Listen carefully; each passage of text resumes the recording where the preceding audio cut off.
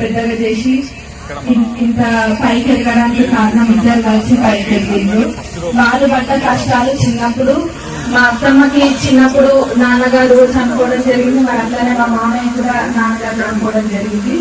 మరి వాళ్ళు పడ్డ కష్టాలు ఇంకెవ్వరు పడద్దు అన్న ఆలోచనతో అందరికంటే మనం చేయలేము, కనీసం మన ప్రాంతంలో ఎంతమంది వీలైతే అంతమందికి మన వంతు సహాయం మనం చేయాలనే ఆలోచనతోటి ఇక్కడ ప్రారంభించడం జరుగుతుంది. దీని ద్వారా ఎంతో మంది యువతులు వాళ్ళ స్కిల్ పెంచుకొని దాని ద్వారా ఉద్యోగాలు తెచ్చుకుంటారని నేను ఆశిస్తున్నాను.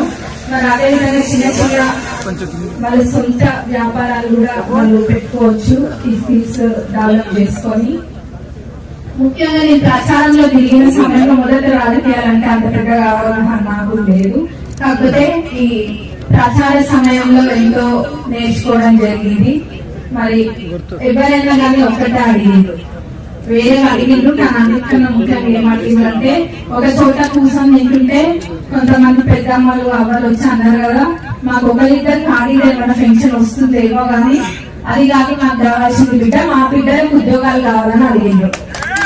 దాన్ని తీసుకెళ్తూ ప్రచారంలో కూడా ప్రతి సమయంలో నేను చెప్పిన ఇంట్లో ఒక్కరికి ఉద్యోగం వస్తే ఇల్లంతా బాగుపడుతుంది కాబట్టి మొదట ఉద్యోగాలు తెప్పడానికి నేను తప్పకుండా ప్రయత్నిస్తానని చెప్పిన. మరి మా అత్తమ్మ మామయ్య దీనికి సహకరిస్తారని నేను అనుకుంటున్నా రాబోయే రోజులలో కూడా. ఎందుకంటే ఇందాక మన పెద్దలు కూడా చెప్పిండ్రు, మొత్తం అందరికీ ప్రభుత్వమే ఉద్యోగాలు ఇవ్వాలంటే అది కుదరదు, అది మనకు తెలుసు. కాబట్టి మన నియోజకవర్గంలో అయినా ఇంకెక్కడ ఏ నియోజకవర్గాల్లో అన్న వాళ్ళ సొంత నియోజకవర్గ ప్రజలు ఎంతో కొంత కృషి చేయాలి.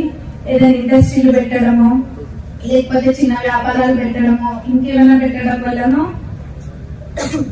చాలా మందికి ఉద్యోగాలు వస్తాయి. మరి కాంగ్రెస్ పార్టీ అంటారా, కాంగ్రెస్ పార్టీ ఇప్పటికే ఏర్పడ్డ 2 రోజుల్లోనే రెండింటిని అమలు పరిచింది కాంగ్రెస్ ప్రభుత్వం. ఒకటి, మహిళలు అందరూ కూడా ఉచితంగా బస్సులలో ప్రయాణిస్తున్నారు. మహిళలు ఉన్నారు అక్కడ, ప్రయాణిస్తున్నారా లేదా అక్క? ప్రయాణిస్తున్నారు, చేతులు ఎత్తున్నారు, సంతోషంగా ప్రయాణిస్తున్నారు. మరి నా చెల్లెళ్ళు కూడా చాలా మంది కాలేజీలకి స్కూళ్ళకి పోవాలంటే బస్సు ఖర్చుల భారం వాళ్ళ తల్లిదండ్రుల పైన పడకుండా ఇది ఎంతో ఉపయోగపడుతుంది. ఎందుకంటే వాళ్ళు రెగ్యులర్ గా ట్రావెల్ చేస్తూ ఉంటారు, కాలేజీలకైనా స్కూళ్ళకైనా వాళ్ళందరి పైన కూడా ఈ భారం తగ్గింది. వాళ్ళందరూ కూడా ఎంతో సంతోషంగా ఎక్కడ పోయినా చెప్తున్నారు, మేము మంచిగా బస్సులలో ప్రయాణిస్తున్నాము మా కాలేజ్కి అయినా స్కూల్కి అయినా అని. మరి అట్లనే ఆరోగ్యశ్రీ కూడా అమలు కలవడం జరిగింది కాంగ్రెస్ ప్రభుత్వం. మరి రాబోయే రోజులలో మిగతా ఏమేమి గ్యారెంటీలు అవుతున్నాయో అవన్నీ కూడా సమయం ప్రకారం కాంగ్రెస్ ప్రభుత్వము తప్పకుండా అమలు పరుస్తుంది. ఈ రోజు మన రాష్ట్రం ఏ స్థాయిలో ఉందో మీ అందరికీ తెలిసిన విషయం, అందులో రాష్ట్రపతి ఏం లేదు. ఏం చేసి ఇచ్చిండ్రు మనకి, ఎట్లా తీసుకుంటున్నాం రాష్ట్రాన్ని, ఎట్లా ఇచ్చిండ్రు మన చేతికి. బంగారు తెలంగాణ అన్నారు, బంగారం అంతా మనతో తెలంగాణ మనకి ఇచ్చిండ్రు, అప్పుల తెలంగాణ మనకి ఇచ్చిండ్రు.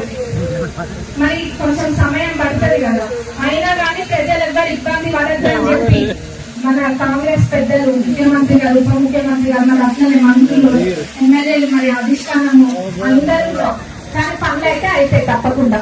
ఆ నమ్మకం మీరు ఉంచండి. మీ బిడ్డలాగా నన్ను గెలిపించిండ్రు, మరి ఆ బిడ్డ మీకు మాట ఇచ్చింది కదా, మాట తప్పదు, అన్ని పనులు కూడా అయితాయి. Thank you. మరి అవకాశం ఇచ్చినందుకు. మరి స్కిల్ డెవలప్మెంట్ సెంటర్ ద్వారా ఎంతో మందికి మంచి జరుగుతుందని కోరుకుంటున్నాను. Thank you so much.